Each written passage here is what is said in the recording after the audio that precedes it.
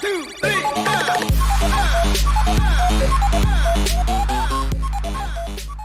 Welcome guys. So tonight I'm going to be going over Motorstorm Pacific Rift. I've just seen a lot of stuff on the internet posted hyping this game as 4K 60 frames per second playable, and to cut straight to the point, it's not.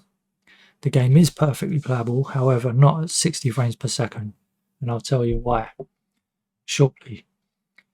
I'm going to leave a link to this page for the configuration you'll need to run the game properly, but the one option that I don't agree with here was SPUX float accuracy relaxed. I put that on approximate because it seemed to crash sometimes with this, just freeze. Since I've changed it to approximate, it's been fine, but the rest of the settings do apply. And here with the driver wake up delay, it says put it on 50. I find 100 is more reliable, so put it to 100. Yeah, so moving on from that configuration, like I said, there'll be a link to this page in the description so you can run through that yourself. But the top one, you want approximate, not relaxed, and here you want 100, not 50. If we come into manage game patches, this game is here, Motorstorm Pacific Rift, and then there's the European version and the US version, and then version 1 or version 1.03. Mine is this here.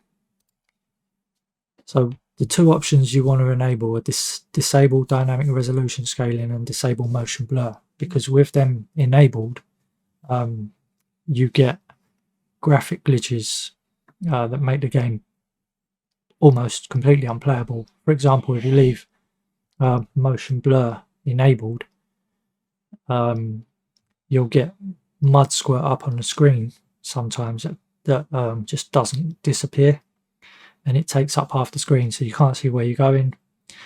And when you boost, the screen jumps all over the place sometimes on certain tracks. It's just not playable like that.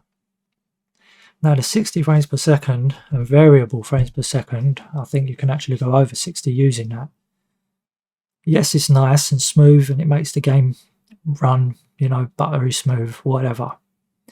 But at the end of the day, if you're driving anything smaller than a truck, the water suddenly becomes like concrete, almost dried, like wet concrete. It brings you to a complete standstill almost. And the game is not originally like that. You can drive through the water on a bike or in a buggy, but if you use 60 frames per second, you're constantly trying to avoid the water in the smaller vehicles, and the game runs absolutely perfectly at 30 frames per second. It doesn't miss a beat as long as you've got relatively modern hardware. So I would advise to not use this unless you want to be avoiding puddles the whole time you're playing, or you just want to drive the bigger vehicles because they don't seem to be affected. Another thing I'll note as well is the handling. The cars seem to understeer even more than they already do when I use 60 frames per second. So personally for me, it's not playable like this. Well, it is. I suppose you could argue it is, but it's not how the game was intended to be, so leave it at 30 for the best experience, and just enable these two here, and that's all. So I hope this helps people in some way if they're thinking of playing this game. It's a pretty good game. It's not the best, but the graphics are amazing in 4K, so I do recommend giving it a try, if only just for the eye candy. To see a game this old looking that good today, well, it has no business doing so. It's a PlayStation 3 game, but it does. It looks amazing, and that's all. We're going to run into some gameplay now. Got a few races I've done just to demonstrate what it's like. So yeah, that's all. Enjoy the rest of your day, your evening, whatever, and peace out.